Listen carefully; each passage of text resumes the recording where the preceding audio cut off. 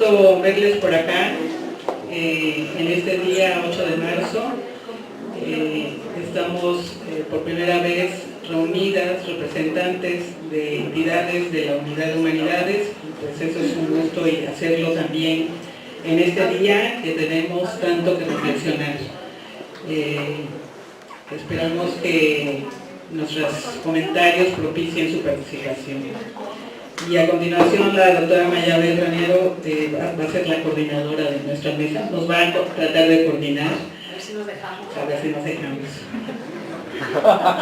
Uy, bueno, buenos días a todos. Como dijo la doctora María Eugenia, Maru, para los cercanos, es la primera vez, lo debíamos haber hecho antes, pero bueno, que nos coordinamos compañeras del área de humanidades, algunas enlaces de género, otras no, pero en fin, pero unidas por la preocupación de reflexionar la situación humana de mujeres, que es de hombres, que es de todos, ¿no? Entonces hemos pensado un formato conversatorio para justamente motivar la reflexión. O sea, no se trata de que acá vengamos a decir las que sabemos frente a lo que no se sabe, no se trata como de que planteemos como bases para conversar, para debatir una problemática que, repito, a todos nos compete, nos interesa, nos mueve. Entonces hemos hecho un formato de conversatorio en el cual cada una de nosotras conversará 10-15 minutos sobre una problemática que hemos dividido, digamos, analíticamente de una situación muy compleja. Al término de nuestra participación, lo que queremos es motivar una charla, un debate con todos, entre todos, ¿no? Comento nada más que la doctora Estela Casados, que es quien falta en nuestra sillita, se incorporará de un momento a otro porque está en otro evento, ¿no?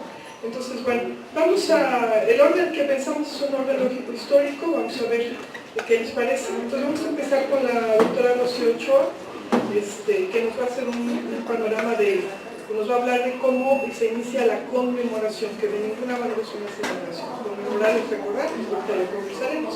Voy a hacer una semblanza muy pequeña de Rocío. Rocío es antropóloga social y maestra en literatura mexicana por la Universidad Veracruzana. Doctora en Ciencias Sociales por la Universidad Autónoma Metropolitana, Plantel Xochimilco, con especialidad en el área mujer y relaciones de género. Es profesora de las facultades de Historia, Antropología y Sociología de nuestra casa de estudios, y sus líneas de investigación son el género y el feminismo, sexualidad, migración internacional e historia social y cultural. Entonces le damos la voz a Rocío y agradecemos su presencia.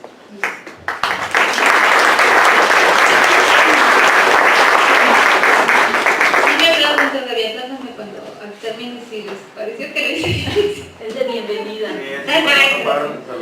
Bueno, para empezar, quiero decir que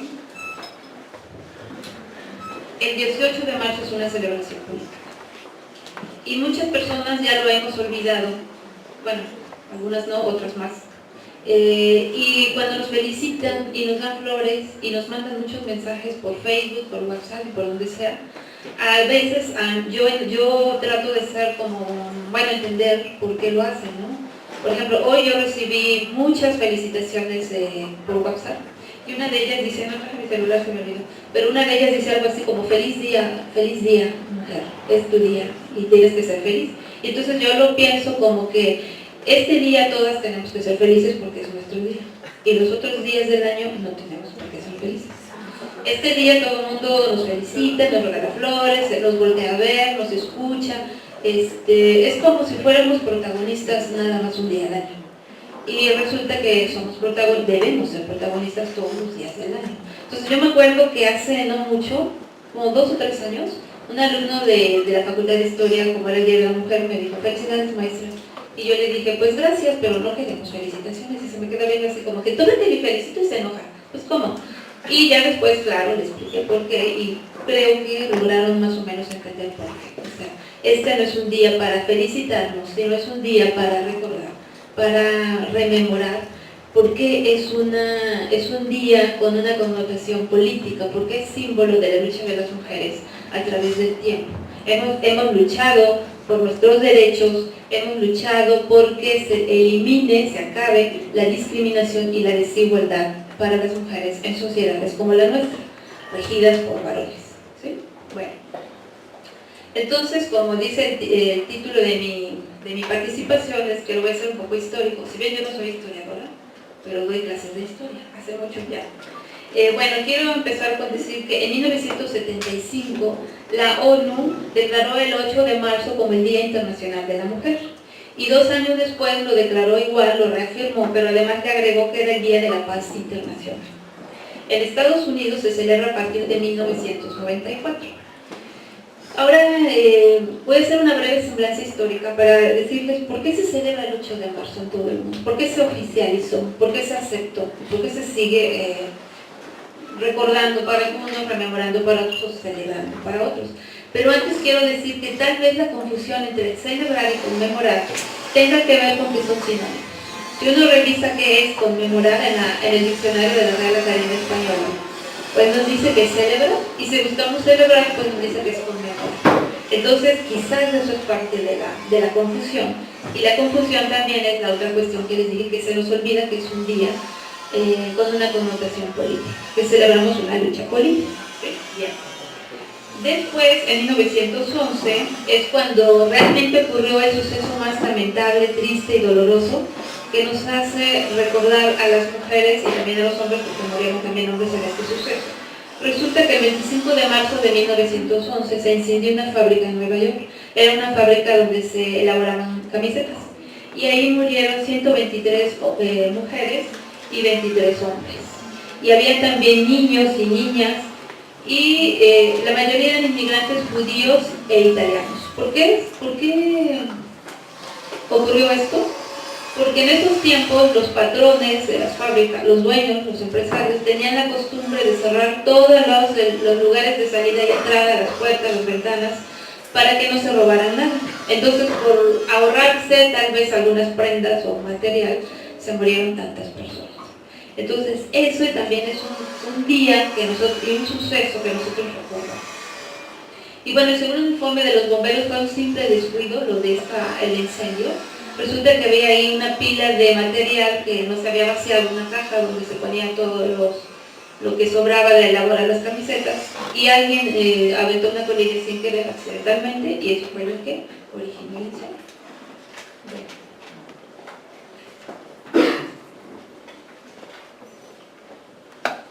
Y ahora quiero mencionarles que los antecedentes del Día Internacional de la Mujer y la influencia de las mujeres socialistas.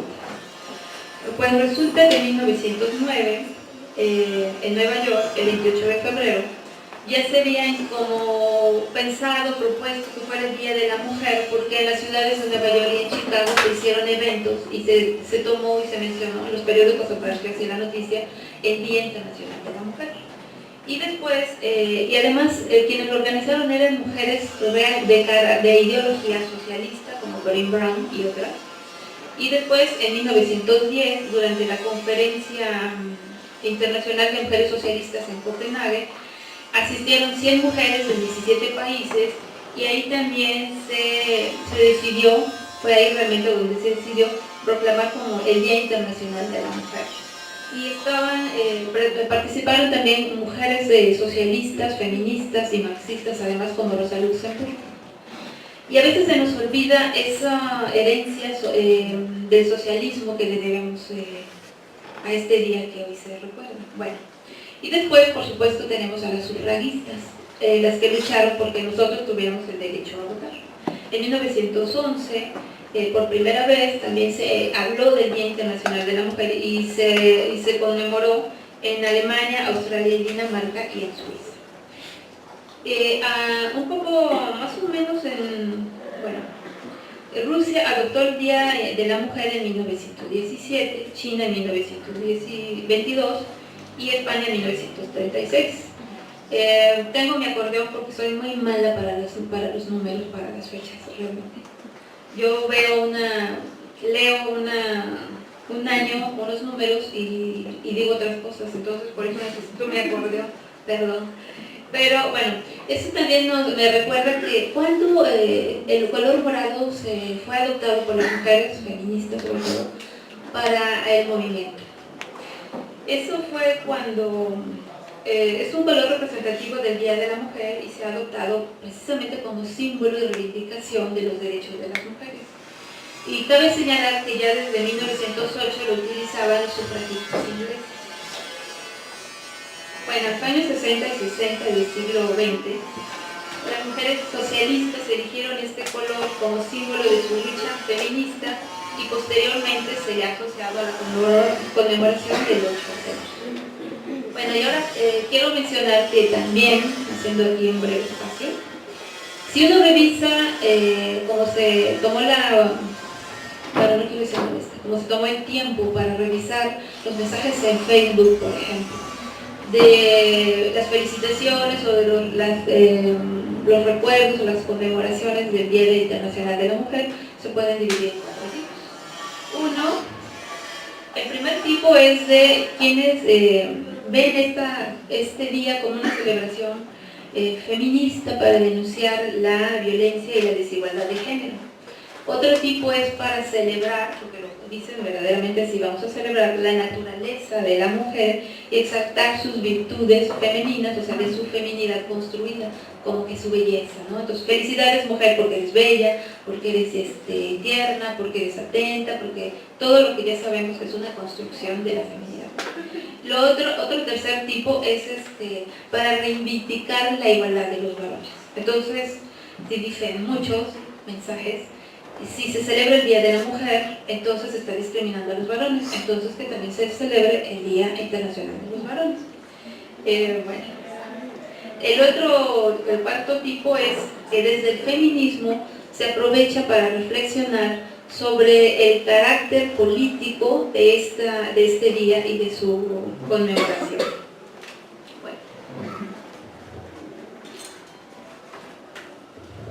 Y ahora sí, para reflexionar, ¿por qué se conmemora el 8 de marzo y seguimos haciendo? Bueno, pues seguimos haciéndolo porque, como ya antes mencioné, no queremos que nos toquen las mañanitas. Y regresando al ejemplo del alumno que me felicitó y yo le dije que no sabía por qué felicitarnos, pues quiero decirle que probablemente muchas personas en el mundo, miles de personas en el mundo, no quieren que las feliciten este día porque ya mencioné antes que se acuerdan de nosotros una vez al año y los días de las mujeres son todos los días del año. Y solo se entenderían nuestras inconformidades a no querer y a no aceptar que nos regalen flores.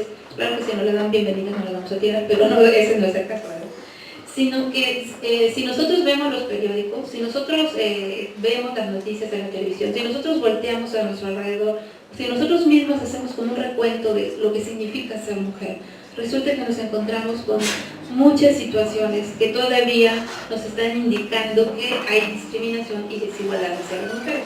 Por ejemplo, para no hacer un botón, el día 6, o sea, el miércoles, me enteré en las noticias leyendo que el Congreso de Nuevo León acaba de aprobar una reforma que criminaliza el aborto, incluso en casos de violación.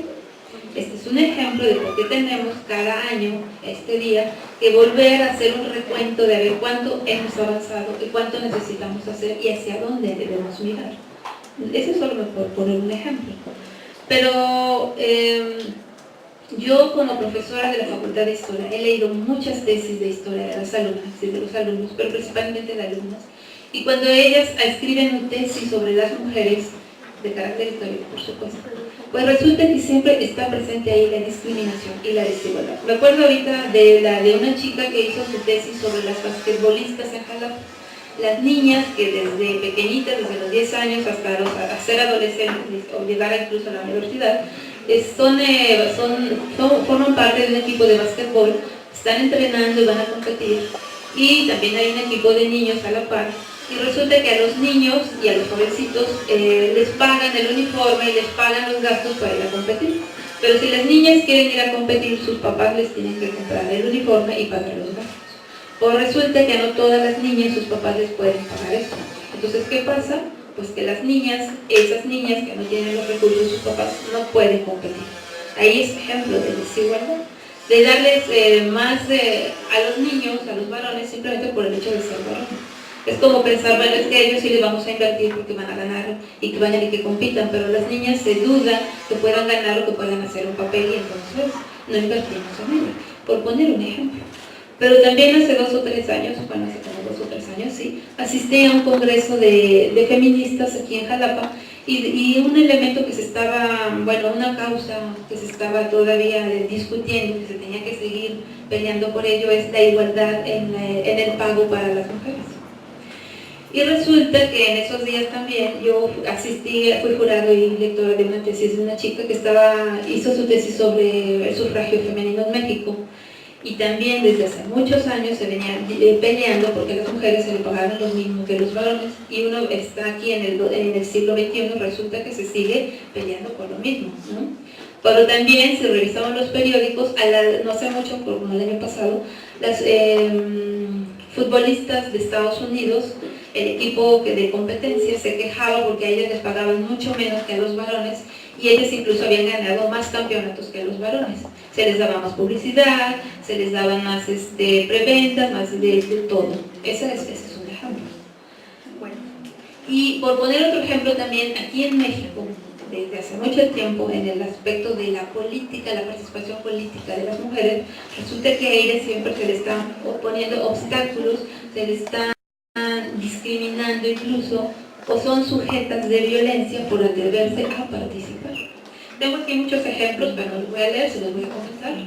En algunos casos, las mujeres que han querido ser presidentas municipales o formar parte de algún parlamento a nivel municipal e incluso estatal, o formar parte de ser diputados o senadores, por ejemplo, hay casos en los que ellas han sido secuestrados, o si no han sido secuestradas, sus familiares. En otros casos, cuando ellas van a un mitin y hablan para hacer su proselitismo, las abuchean, las apedrean, les dicen groserías, les dicen que ahí no, hasta ahí no pueden llegar. Y para no ir muy lejos, no quisiera entrar en camisa de 12 varas, voy a decir un ejemplo, pero lo voy a decir sin mencionar lugares ni personas específicas. Pero en una facultad de conocido renombre, conocido por muchas personas aquí, cuando una maestra quiso ser directora de la facultad, alguien mencionó que por qué nos va a mandar una pinche vieja. Y pues no dejaron que la maestra llegara a ser directora. Y después, un poco después, pues ganó un varón, ganó un maestro, y cuando el maestro ganó, nadie dijo, pues mira, no nos va a mandar un pinche viejo. Ese es un ejemplo, ¿no? Es un famoso techo de cristal de que se habla de que hay lugares y hay espacios en los que los varones pueden estar, pero las mujeres no. Se duda de nuestra capacidad, se duda de nuestra inteligencia, se duda de muchas cosas para nosotros. O sea, podrá, si es mujer, va a poder, y volviendo a la política, ¿no? Porque últimamente trabajo mucho más la política, de que si es una mujer y es política, me acuerdo de hace como 3 años, una presidenta municipal de Veracruz, de un lugar del sur de Veracruz, que estaba en un acto público y de repente se enteró de una noticia familiar, me parece que se le murió una persona muy cercana, y entonces empezó a llorar. Y la nota en los periódicos decían, miren, por eso no se deben de elegir mujeres, porque lloran, no son fuertes, ¿para qué le queremos ahí? Está chillando, bueno. Y entonces se piensa que si esa es una mujer y se está en la política, se tiene que comportar como varón, porque si los varones son fuertes, las mujeres también tienen que ser fuertes. Si las mujeres y los hombres son autoritarios, las mujeres también tienen que ser autoritarias. Y entonces se les exige que sean lo que no son, y que incluso se renuncie a cuestiones que son muy nuestras y que tenemos derecho, ¿no? O sea, las mujeres tenemos derecho a llorar, los hombres también. Si no lo quieren tomar ese derecho es porque no quieren. Y más bien no es que no quieran, sino porque están construidos de tal forma en que si lloran se considera que son débiles, que no son fuertes, o que incluso no son hombres, tal vez sean gays, no sé. Eso es lo que se escucha por los pasillos y por todo. Bueno, no me quisiera extender porque tengo muchos ejemplos, pero quiero que mis compañeros también tengan tiempo.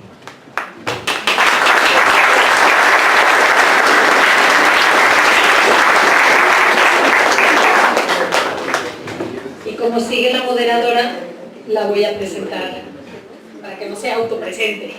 Sigue la doctora Mayabel Ranero Castro.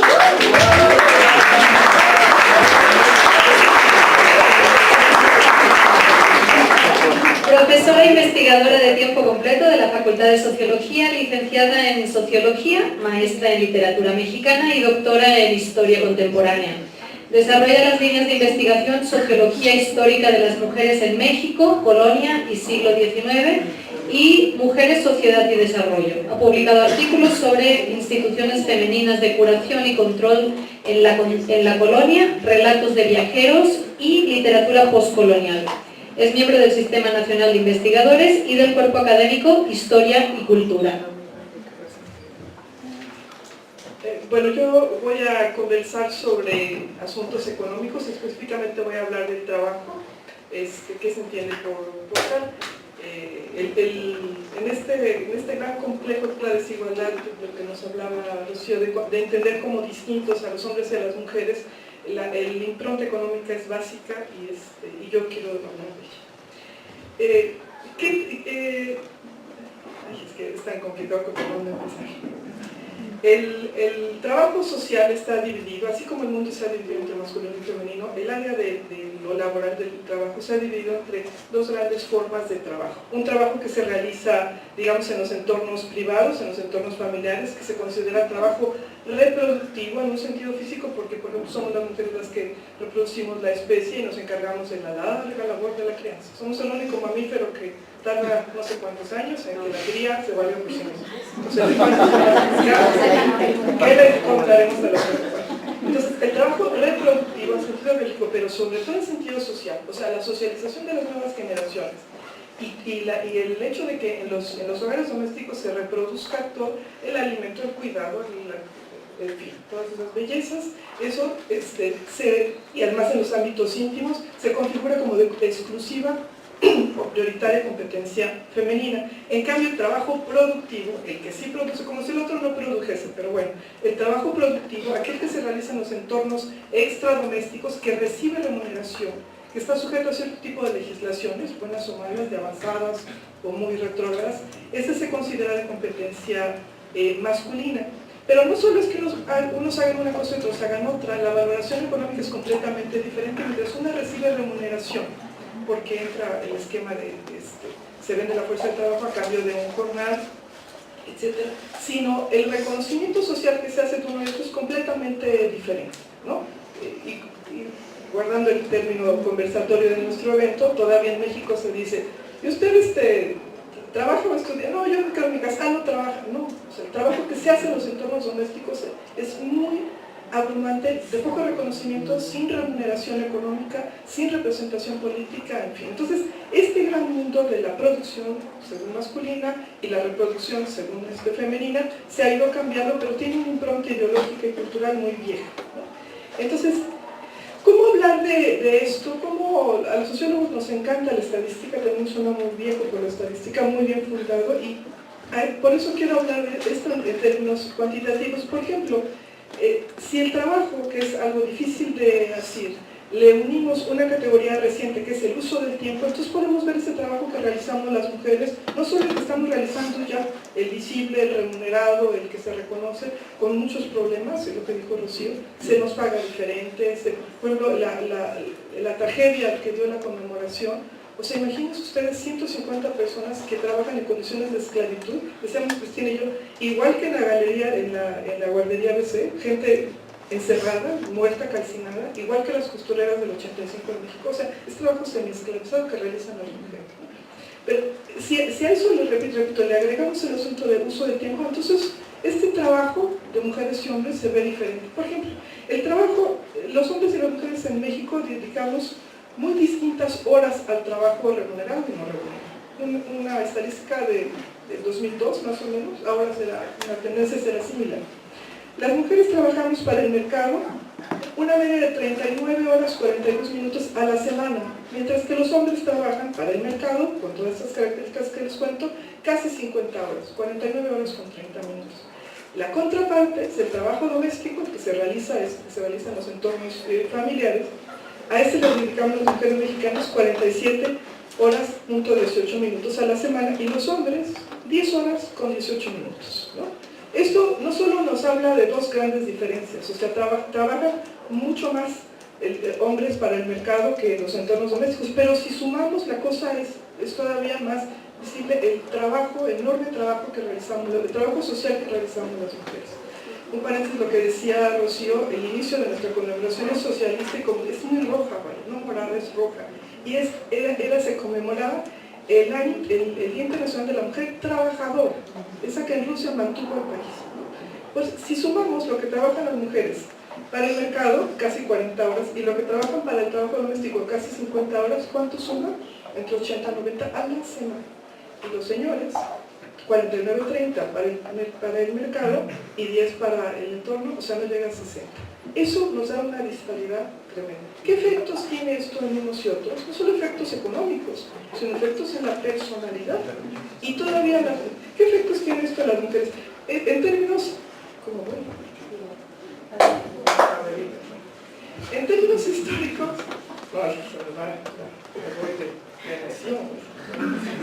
en términos históricos, ¿cómo se dividió esto? Primero, en la industrialización del siglo XIX, sí entraron las mujeres y los niños a trabajar junto con los hombres en condiciones, recordemos que el capitalismo entonces no en balde se llamaba capitalismo salvaje, porque los niveles de explotación de todos eran brutales, costaron muchas vidas del inicio de la industrialización, ya sabemos que en Inglaterra y se fue cambiando. Entonces, pero tradicionalmente en otras sociedades con más entorno campesino que entraron después a la revolución industrial, el primer trabajo pagado lo realizaron los varones y las mujeres se quedaban en los entornos domésticos haciendo todas estas labores de reproducción, de socialización, de educación, de elaboración de alimentos, de vestidos y demás. Pero después entramos las mujeres a hacer el otro trabajo, el remunerado, pero ya las feministas hablamos de la doble jornada, que las mujeres hacen el trabajo de reproducción y el trabajo de producción. Y ahora hacemos hasta una tercera jornada, la triple jornada se consideran todas las labores de gestión política y comunitaria que hacen las mujeres. Imagínate, o sea, ya están de ser como se llevaban tiempo ya, como eran. Pero si esto que tiene correlatos políticos, etcétera, se ha dado en las mujeres con los costos que tienen las unidades familiares que se recomponen, las identidades de las mujeres que pueden o no pueden hacer las dos cosas, que se sienten en superwoman porque no pueden con la cuarta jornada, ¿no? Que las obreras de la maquila se sienten deprimidísimas porque son malas madres, porque trabajan para llevar en fin, infinidad que hemos hecho las mujeres, pero la contraparte, la construcción de la masculinidad tiene otras características que deberíamos de pensar, ¿no? Que apenas los compañeros están sumando a esta reflexión. Si los dos polos de la organización social están organizados de cierta manera y uno se modifica tan radicalmente como esto que les estoy hablando de las mujeres, la contraparte pues tiene efectos evidentes, manifiestos y todo, ¿no? Pero los hay. Esa conjunción que hacemos las mujeres, el trabajo no remunerado y remunerado, que genera, ¿qué genera? ¿No? Pues genera una extenuación física muy fuerte. ¿Qué no podríamos decir de las mujeres? Sí. Hay un término que me gusta más, pero se usa más en inglés, que es una barbarie angli, que es el burning out. O sea, cuando una persona trabaja de más, que trabaja mucho más allá de sus fuerzas físicas, este trabajo típico de los trabajadores que trabajan con personas como los enfermeros, los trabajadores sociales, los profesores, las mamás, etcétera, ¿no? Cuando es un trabajo que les consume todas sus fuerzas, se dice que tienen el síndrome de estar quemados, pero es una pésima traducción. Yo creo que la traducción de esta es extenuación, no es estar quemado, es extenuación. Entonces, las mujeres trabajadoras somos las que padecemos más esta belleza, este asunto de la extenuación. La depresión es esta valoración negativa del papel, porque no se hace bien el papel tradicional de la casa, no se hace bien el papel de afuera, que ya luego Rocío, que podemos hablar mucho más, y otros papeles más que se adjudican a la mujer, no solo como madre, como proveedora, sino como hermosa, fibra, esas cosas que ahora están, ¿no? El asunto de las expectativas que se generan sobre la conyugalidad, sobre la no conyugalidad, sobre el ser o no ser madre, en fin, una serie de cuestiones que tendríamos que conversar y que se me hacen sumamente interesantes, ¿no? Este asunto de las concepciones identitarias, las valoraciones que las mujeres tenemos, tiene también otro tipo o tendremos que pensarlas frente a otras cuestiones más de representación social, como por ejemplo los cambios en las legislaciones que protegen o no a las mujeres trabajadoras, que somos iguales y somos diferentes a los trabajadores, esa discusión tan interesante que el feminismo occidental tiene entre el feminismo de la igualdad las mujeres que abogamos primero, como dijo la compañera, primero por la representación política, el derecho a votar y ser votadas, el derecho a recibir un salario similar por un trabajo similar como el que tienen los hombres, una asignatura que sigue pendiente. Las mujeres en general ganamos del 20 al 35% menos que los varones por trabajos diferentes en cada rama productiva, pero eso es ahí. Legislaciones especiales, por ejemplo, para las mujeres trabajadoras, que siempre se dice, las mujeres trabajadoras madres, sí, pero no todas las mujeres trabajadoras son madres, hay una gran proporción, y mucho por eso se incorporan las mujeres al trabajo remunerado, a veces en condiciones de gran precariedad, pero no todas las mujeres son madres, por Dios, ¿no? La especificidad legal de las mujeres no es solo para la maternidad, que puede o no puede, o debe o no debe, que debe ser un derecho de la libre voluntad soberana de las mujeres, no una imposición social. Esto, y ya con eso voy a terminar, para no abusar del micrófono, esto en términos sociales se ha representado y legislado diferente. Por ejemplo, en la antigua, ya parece que el muro de Berlín hace como 2 siglos que se cayó, ya no nos acordamos de nada, pero por ejemplo quiero mencionar dos casos, me refiero a memoria histórica, no, pues sí, hace un poquito. Por ejemplo, legislaciones de mucha protección a trabajadores y trabajadoras. Por ejemplo, hay un caso muy interesante, y lo comento porque se comenta poco, el caso de las mujeres alemanas de la RDA, por ejemplo, ¿no?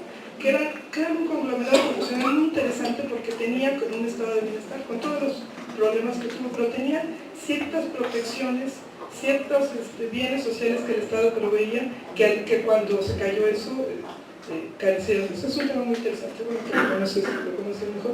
Y otra, los estados de semiesclavitud del trabajo doméstico en México, que por ejemplo la película Roma parece que ha desvelado lo que todos conocemos, ¿no? La infame conjunción que en México se da entre clasismo, sexismo y racismo, ¿no? Que todos conocemos y pensamos de manera diferente. Entonces, bueno, esto voy a dejarlo, no acabar, porque esto no se puede acabar, lo voy a dejar por aquí solo como para conversar las muchas particularidades, ¿no? Que tiene el asunto del trabajo, pero quiero terminar con algo. La configuración identitaria de las mujeres como está, en términos económicos, es perfectamente funcional al sistema. Y es algo que tendríamos, cuando hablamos de este tipo de cosas, es algo que yo sí quiero enfatizar, porque sin ese elemento, el sistema tal como está no funciona, ¿no? Muchas gracias. Muy bien.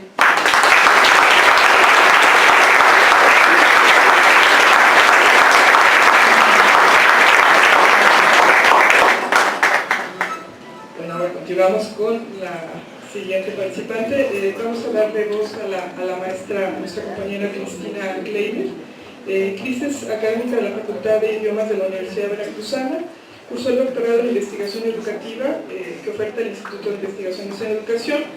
Hizo una tesis doctoral fantástica que se llama Formación e Iniciación Profesional de Intérpretes de Lenguas Nacionales Mexicanas para la Justicia. El caso de Puebla, con lo cual ganó el premio Arte, Ciencia y Luz al mejor trabajo excepcional de 2017 en doctorado. Estamos muy orgullosos. Cristina, además de ser intérprete, fue docente de las facultades de Sociología e Idiomas y estuvo comisionada en la Universidad Veracruzana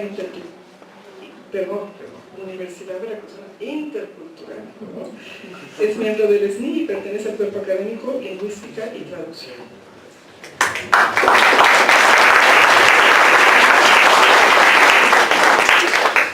Bueno, muchísimas gracias. Estoy un poco nerviosa porque el género no es específicamente mi tema.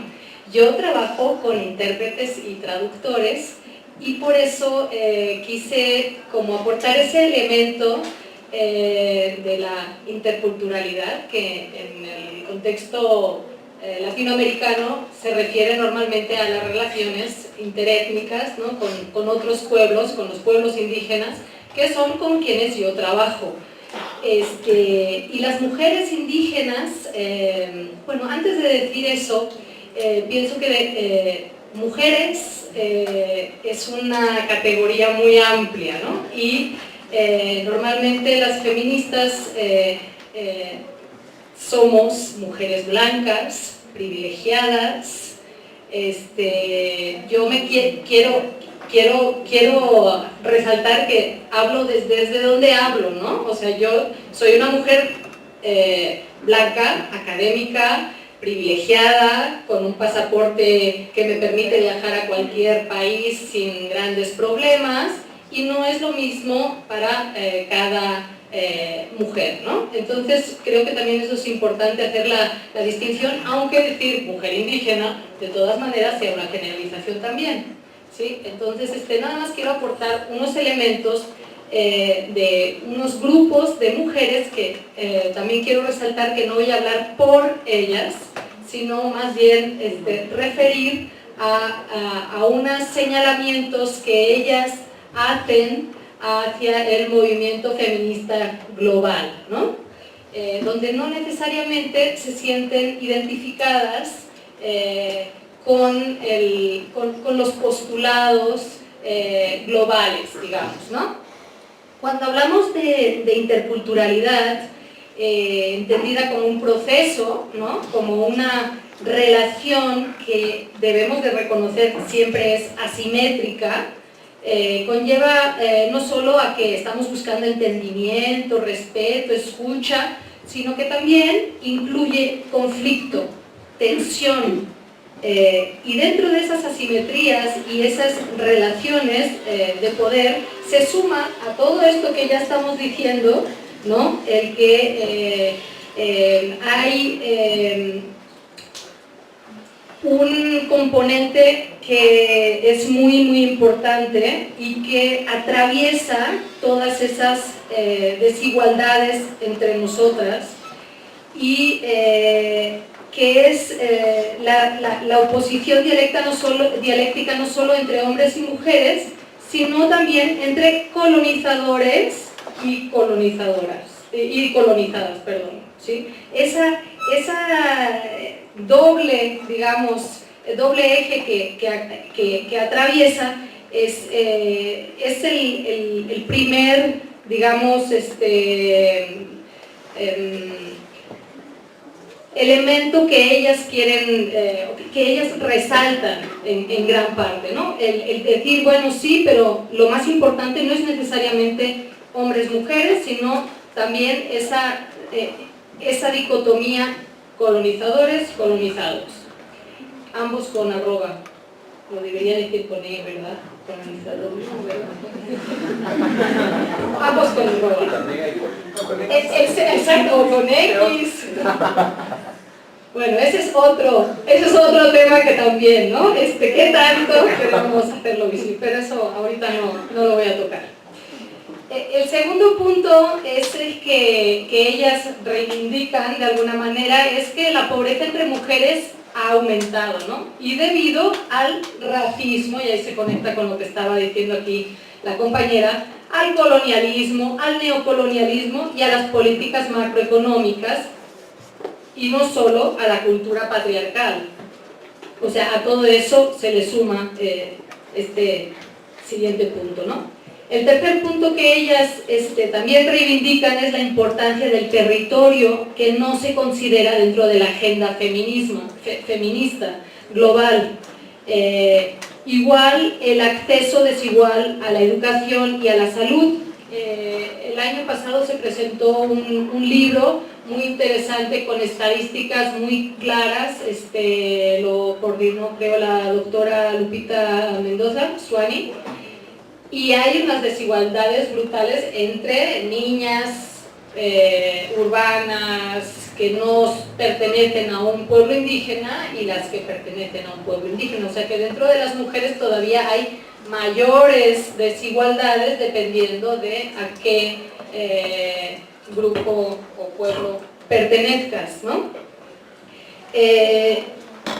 Tampoco se retoma dentro de la agenda feminista el hecho de que los sistemas de salud, por ejemplo, reproducen la cultura hegemónica de la cultura monoétnica, ¿no? Vivimos en un paradigma monolingüista, monoétnico, donde todos en teoría estamos situados en el mismo, más o menos en la misma situación, y no es así, ¿no?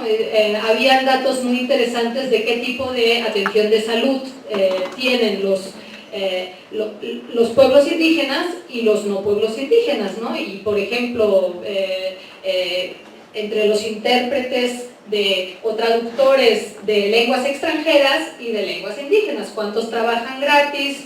Todos trabajamos gratis en algún momento, pero los de lenguas extranjeras lo hacemos en un 4%, en un 10%, y los de lenguas indígenas en un 80%, por ejemplo, ¿no?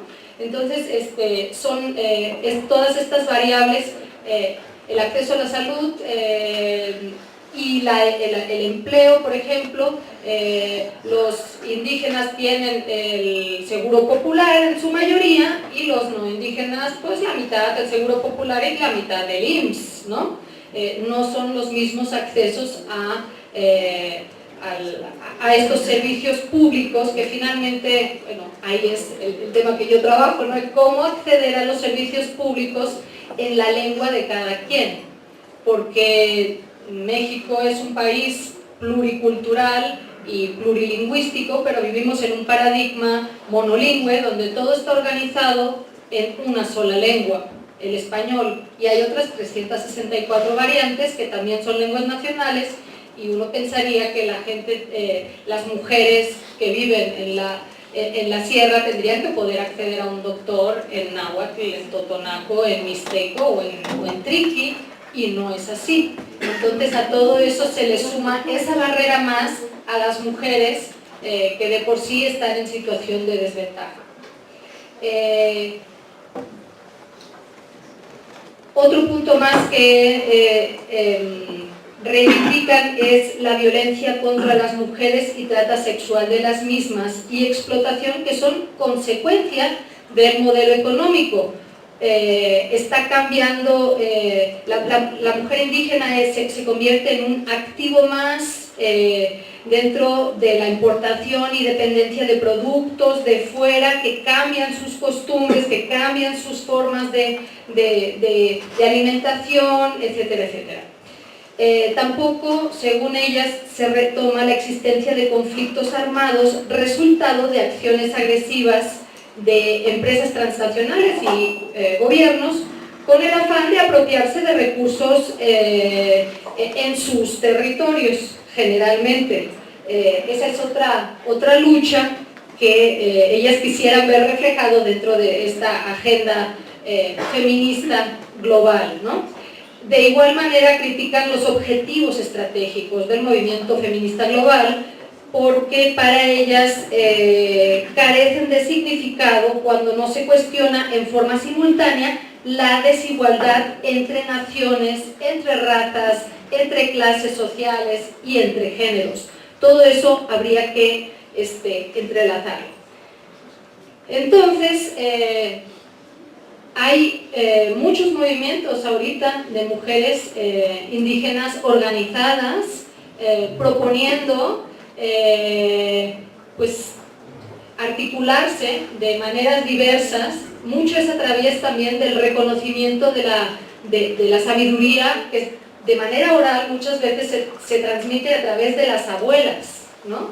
Ese conocimiento donde ahí sí pienso que de manera romántica un poco algunos pueblos indígenas dicen que antes de la colonización sí había esa armonía entre hombres y mujeres en los pueblos, en algunos supongo que sí, en otros no, ¿verdad? Ahí Estela puede saber más porque es antropóloga. Y bueno, pues yo lo que quería era poner ese elemento, hacer visible que, bueno, las mujeres no todas tenemos los mismos privilegios, y creo que, bueno, las que sí tenemos ciertos privilegios, como es el estar sentadas aquí hoy, haber recibido una educación hasta el doctorado, en un sistema, digamos, de reconocimiento de ese esfuerzo, pues es gracias a un sistema patriarcal, ¿no? Hegemónico, y puesto que no tenemos aquí en este conversatorio teníamos ese elemento, me tomé la libertad de incluir ese elemento. La mayoría de estas reflexiones, también quiero dar el crédito, lo tomé de una investigadora, Coro Jaunena, y para quien quisiera La bibliografía, con mucho gusto, también se la comparto. Gracias.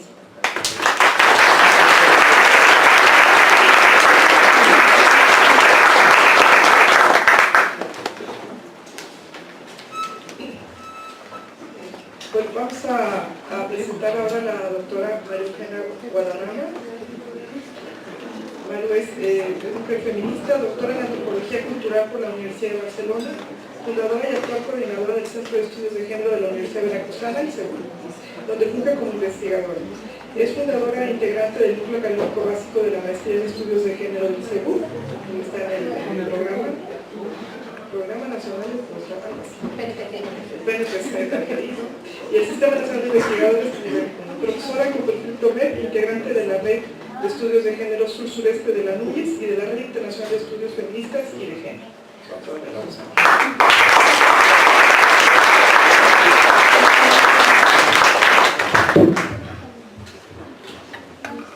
Bueno, muchas gracias.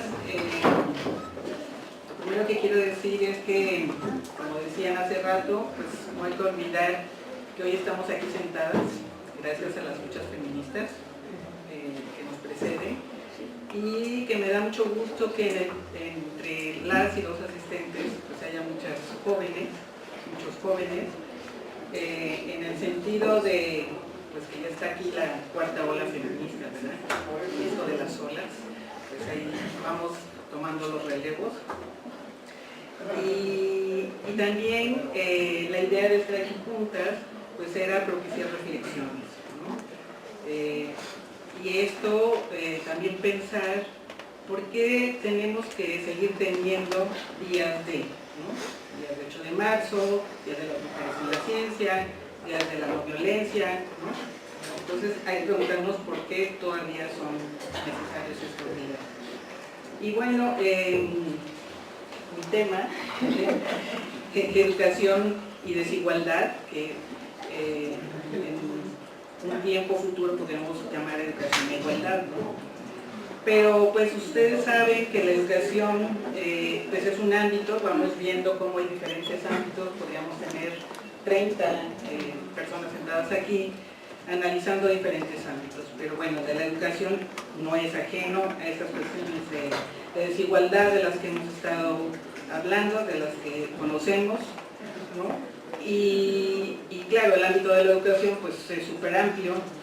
De todos los niveles que hay, pero como nosotros somos universitarias y universitarios, pues hablaremos de las universidades.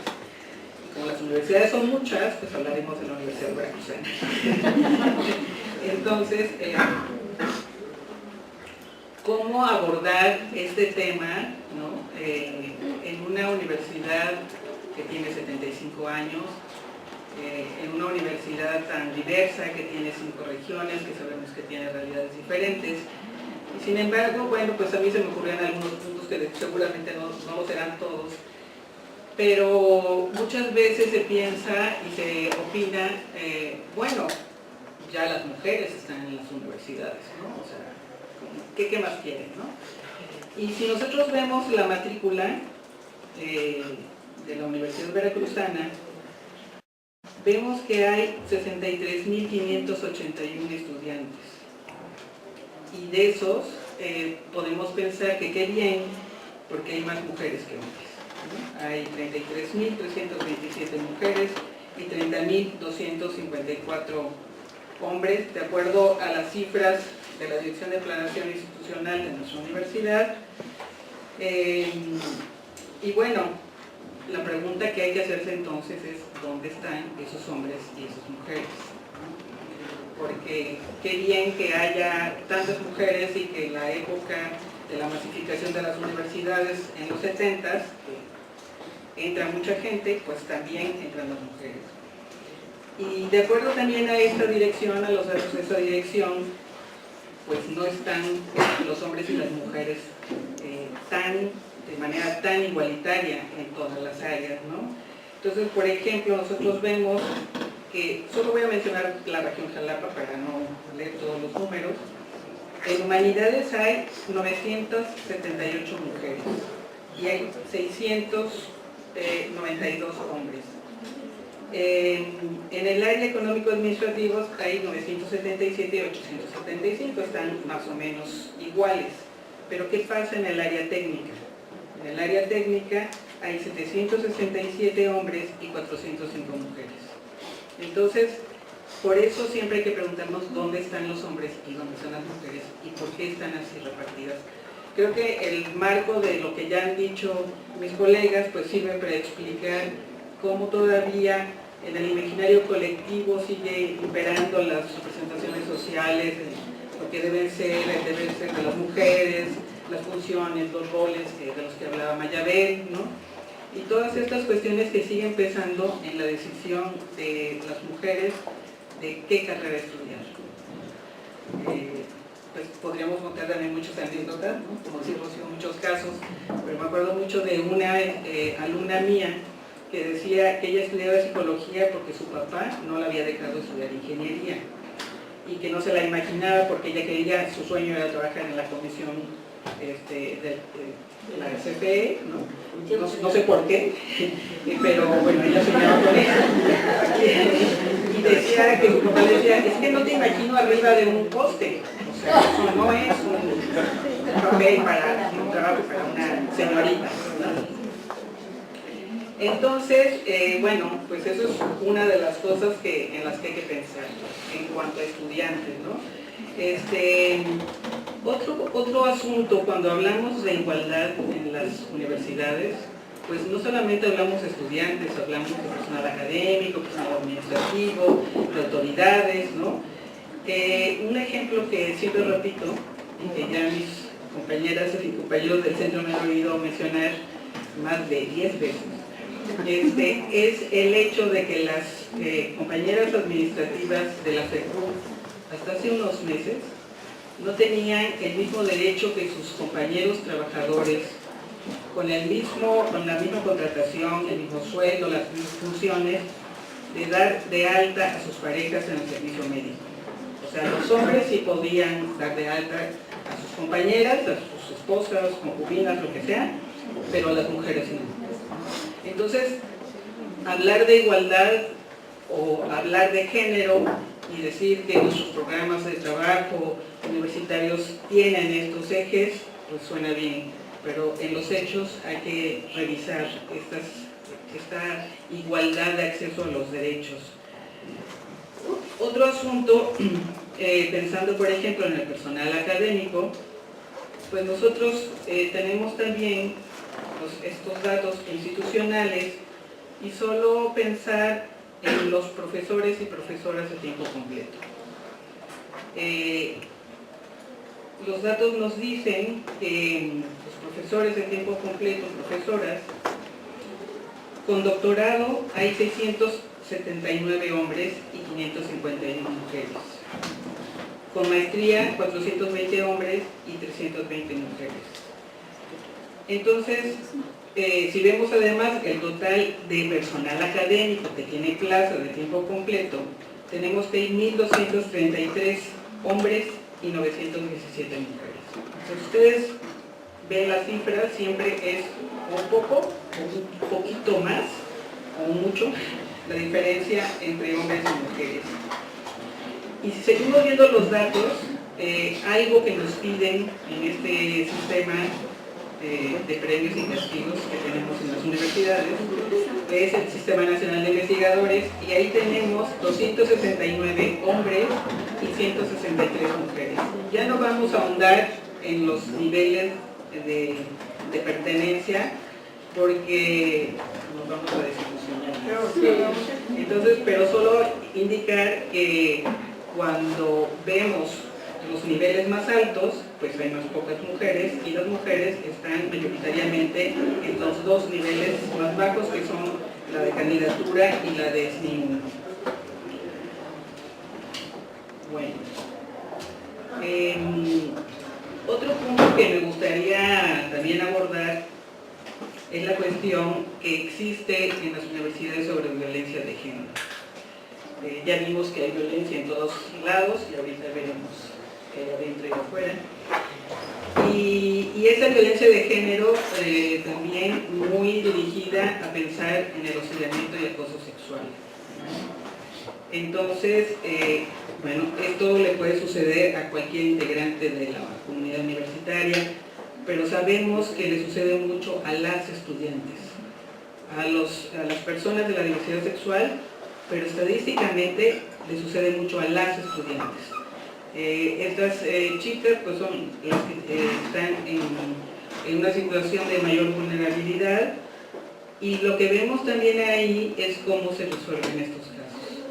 O sea, no tenemos todavía un protocolo pues que prevenga, que atienda, que sancione y que repare el daño, ¿no? Entonces, en ese sentido, la igualdad de las mujeres a esa ley que tanto nos gusta repetir, que tiene un nombre muy largo, ¿no? La ley de acceso para una vida libre de violencia para las mujeres, pues se queda dentro de las universidades. Son muy pocas las que tienen protocolos. De hecho, el año pasado hicimos una reunión en Oaxaca a la que fueron 32 instituciones y eran 5 las que tenían un protocolo funcionando. De esas 5, 2 ya revisando sus protocolos, pero las demás no tenían protocolos, ¿no? Entonces, bueno, podríamos seguir viendo esta situación de las diferencias, de las desigualdades. Por ejemplo, si nosotros vemos dónde estudiaron sus doctorados la mayoría de las mujeres académicas, vemos que casi siempre son doctorados nacionales, que son más los hombres con doctorados en el extranjero. Si revisamos estudios, por ejemplo, como los que ha hecho la UNAM, en estos libros que están en internet, de radiografía de hombres y mujeres, y otro no me acuerdo cómo se llama, no es otro más, aparte de incluso en la universidad, vemos, ellas hicieron un trabajo, no solamente mencionando estas cifras, ¿no?, que son muy fáciles de obtener, entre comillas, en las direcciones de planeación, sino también hicieron entrevistas, hicieron grupos focales, y cuando vemos y decimos, bueno, ¿por qué hay más mujeres en los niveles más bajos del SNI? Pues resulta que las que pedían permiso para cuidar a los hijos enfermos o los familiares enfermos, pues eran las académicas. Cuando vemos su nivel de producción, pues siempre es más bajo el de las mujeres, ¿no? Y bueno, y también apuntar que ese recuento no está, no lo encontré, de cómo son las funciones por hombres y mujeres en la universidad, pero lo podemos ver sin mayor problema. ¿Cuántas conductoras, por ejemplo, hay en la universidad? Me refiero a las personas que manejan los autos universitarios. ¿O cuántos hombres hay en las funciones de las secretarías no académicas de las facultades o las entidades, ¿no? Pero además, creo que tampoco clara está la situación a nivel institucional, que las estadísticas de la Dirección de Planeación Institucional no están por sexo, sino por género. Y bueno, entonces esto es un error, porque no podemos hablar de hombres y mujeres y decir que están por género, y así están tal cual, ¿no? Y a nivel, pues, de autoridades, también tendríamos que hacer un recuento, pero bueno, cuando menos vemos las cabezas. Por primera vez en 75 años hay una rectora, una mujer rectora.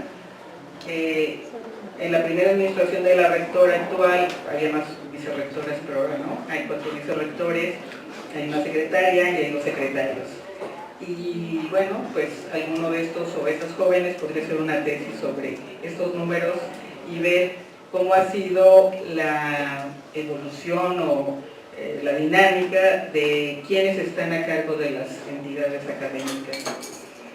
Y bueno, les digo, podríamos seguir, probablemente ustedes tengan también algo que decir al respecto, pero sí creo, cuando revisamos estos números, siempre pensamos, pues qué mal, no estamos tan bien, ¿no? Nos falta mucho.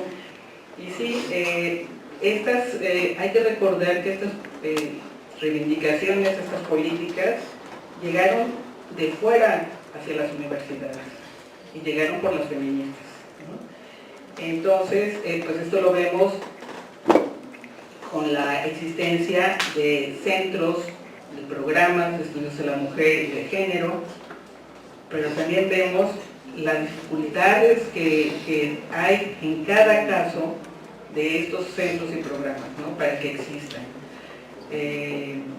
Creo que faltan muchos recursos porque sé que próximamente habrá una reunión de rectoras aquí en la Universidad Veracruzana. Espero que esa reunión de rectoras también sirva para reflexionar sobre, así como decía Lenin, qué hacer, ¿no? Porque falta muchísimo.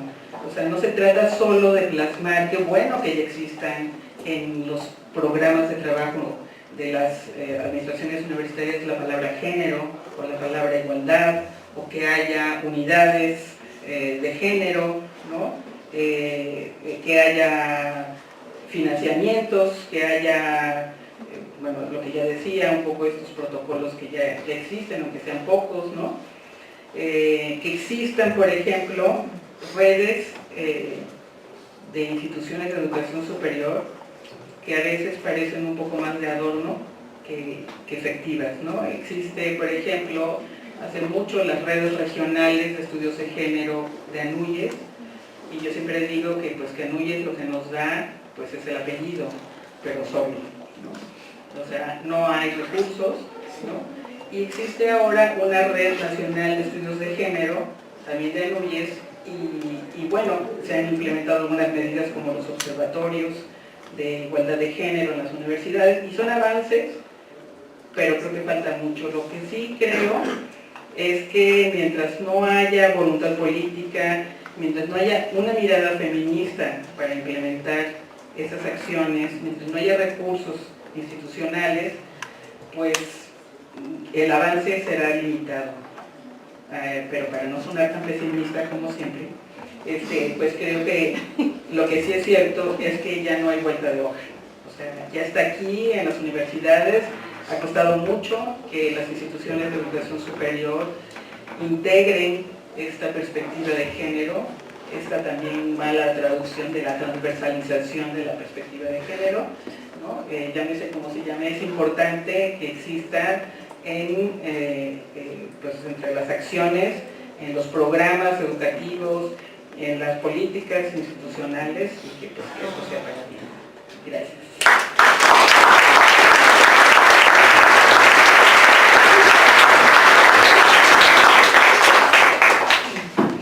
Bueno, le agradecemos a Mario y vamos a dar voz a nuestra querida Estela, para terminar nosotros.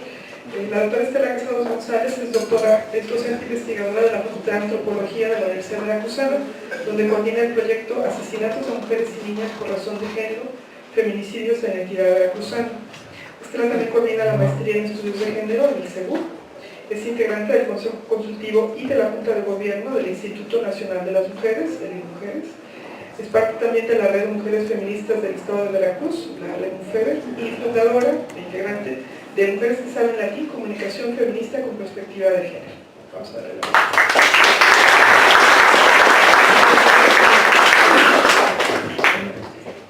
No, así. Bueno, pues muy buenos días, ya tardes. Les agradezco que estén aguantando hasta el final. Hay gente que detecto en una muy cómoda sopor. Gracias. Y bueno, seré breve, pero en diálogo con las compañeras que me han antecedido.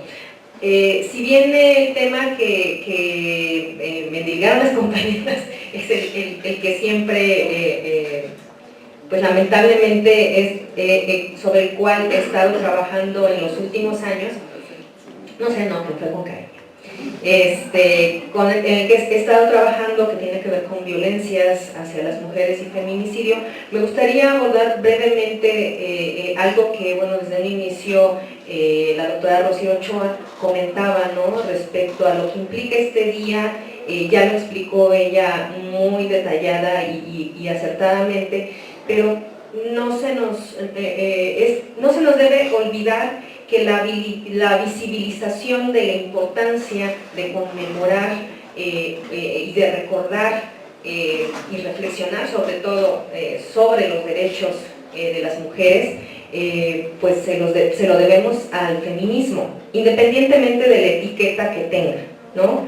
El feminismo nace, no lo olvidemos, y si no lo sabían, pues se los momento, nace como un movimiento radical, porque radical era pensar en esta etapa histórica de lo que implica la generación de los derechos humanos, pues radical era pensar que las mujeres somos humanas.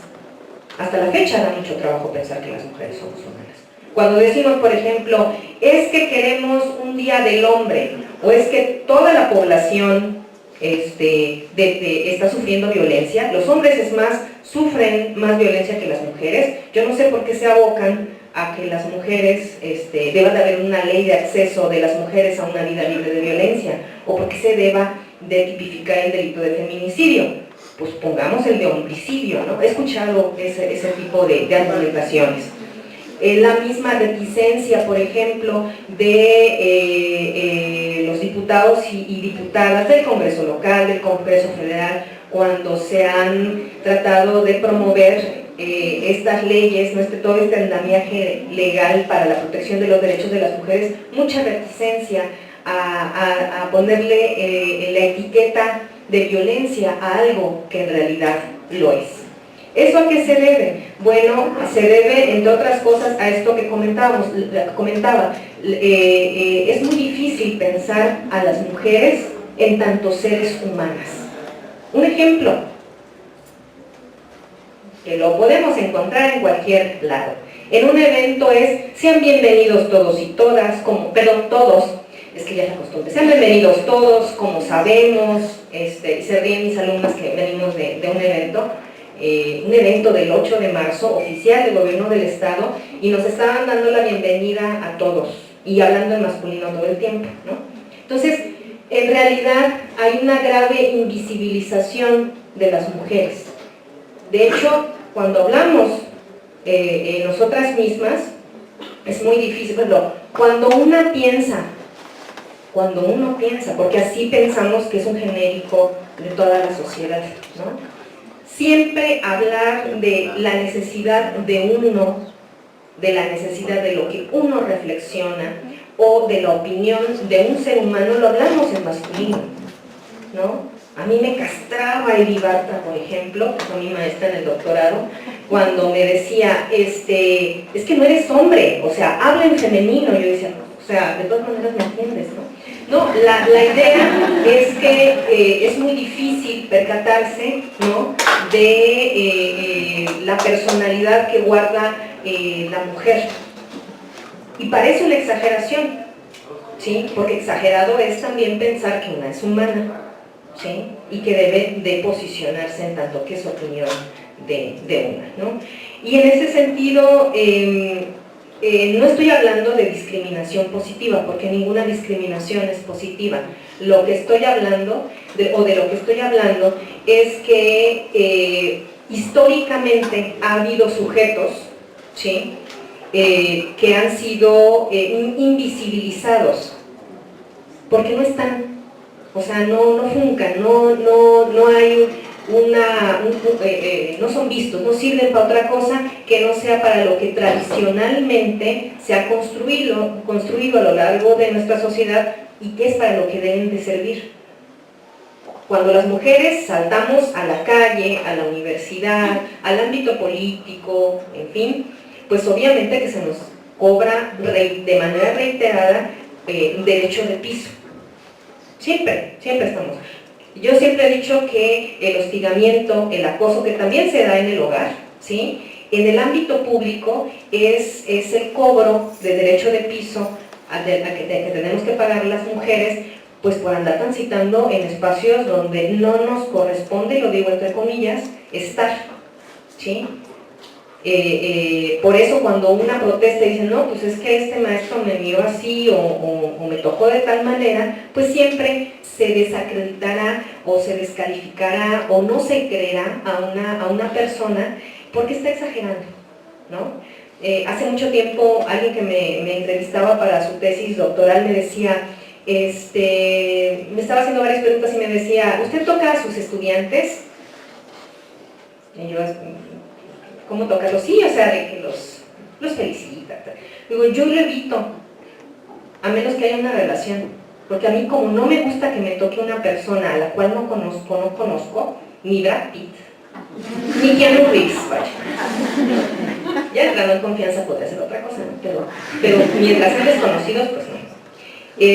Pues obviamente yo no establezco una interacción con una persona, sea hombre o mujer, pues cuando no la conozco. Pero pareciera que las mujeres, en tanto que no somos humanas, en tanto que no somos ciudadanas, en tanto que no somos sujetos, pues obviamente al objeto pues puedes manipularlo y pues hacerle lo que quieras, ¿no? Bueno, entonces en ese sentido, y si recordamos un poquito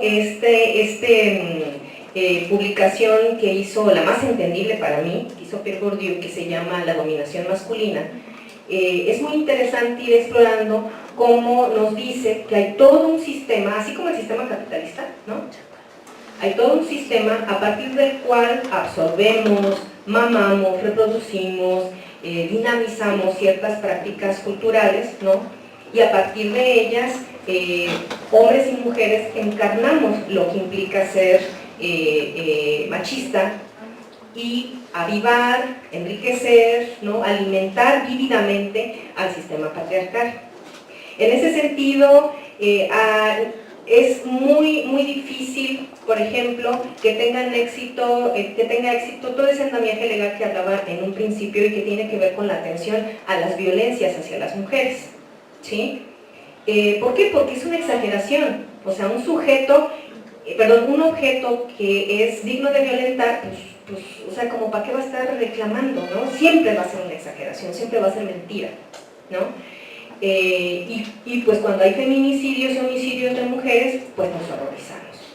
El asunto es que no vemos que el homicidio, el feminicidio es la punta del iceberg de las violencias contra las mujeres, ¿sí? O sea, es la parte, digamos, más visible, pero el hecho de mirar de cierta manera, de tocar de cierta forma, de referirse de ciertas maneras que son totalmente legítimas, culturalmente hablando, socialmente se promueve, ¿no? Que se sea de tal o cual forma. Cuando te refieres a las mujeres, eso también es violencia, aunque mucha gente diga que es exageración, ¿sí? ¿Por qué pensar constantemente en un tema que ahora, más por la coyuntura partidista y política, está tomando como nuevos bríos, que tiene que ver con el feminicidio y el homicidio? ¿Por qué pensar en ello? Bueno, pues, en primer lugar porque históricamente, y con esto voy cerrando, históricamente el feminicidio y el homicidio, así como la violencia, han estado presentes a lo largo de nuestra historia. Hasta crímenes románticos, o ¿cómo se llama? Pasionales, ¿no? Hasta crímenes pasionales han tenido como nombre. Ahora se le llaman feminicidios, aunque hay gente que sigue diciendo que son crímenes pasionales, ¿no? Siempre han estado ahí, pero antes era la normalidad, el robo de la novia. Hay una práctica muy romántica, ¿no? Por cierto, el robo de la novia, ¿no? Siendo que eso era desaparición a veces, sustracción de una menor, en fin. Gracias al empuje feminista con mucha reticencia por parte de las estructuras, digamos, institucionales, pues han ido adelante ese tipo de legislación para proteger los derechos de las mujeres, pero en la práctica sigue siendo muy incluso hasta deseable, ¿no? Hay toda una reproducción que tiene que ver también con la educación en el ámbito del amor romántico, que ese es otro tema. El amor romántico y la violencia contra las mujeres está sumamente, o sea, va de la mano, así muy románticamente, ¿no? Si no te quiere, perdón, ¿sí? Si te quiere, no, como los bloqueo, si no te quiere te hará sufrir, ¿o cómo es? Quien te quiere te hará sufrir, amor sin celos no es amor. Y toda esa imaginería, y sí, o sea, qué chido que la persona que te ama realmente como que te encapsule, te posea totalmente, o sea, eso es padrísimo. Sí, o sea, realmente vamos teniendo una educación a través de los medios de comunicación, a través de diferentes formatos, ya sea novela, libro, en fin, que nos van diciendo, es que el amor es así, dijeron la canción. No hay de otra manera. Si tú apuestas por otro tipo de prácticas en lo amoroso, en lo personal, en tu relación con tus contrapartes masculinas, pues obviamente lo que estás haciendo pues es una abominación total, porque el amor debe de ser de una sola forma, ¿no? Y el amor, en nombre del amor se puede matar, se puede reducir, cosificar totalmente a una persona. Y pues eso, además de que no está chido, pues es ilegal. Pero no hay una costumbre que se fomente entre las mujeres, por ejemplo, y entre los compañeros solidarios, varones, para denunciar. Luego de repente decimos, es que no hay denuncia, no hay registro.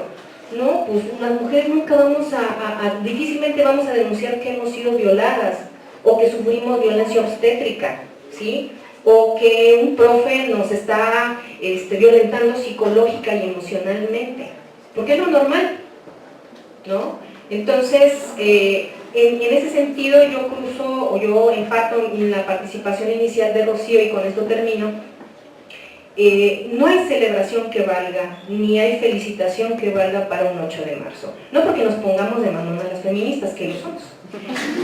Pero aquí el punto es que en realidad no hay por qué congratularse ni felicitarnos. Falta mucho, nos están matando, ¿no? En esta misma ciudad incluso, ¿no? Entonces, es un día para reflexionar en torno a las prácticas cotidianas y socialmente aprobadas que nos están llevando a un callejón sin salida, ¿no? Y no hemos tocado fondo. Gracias.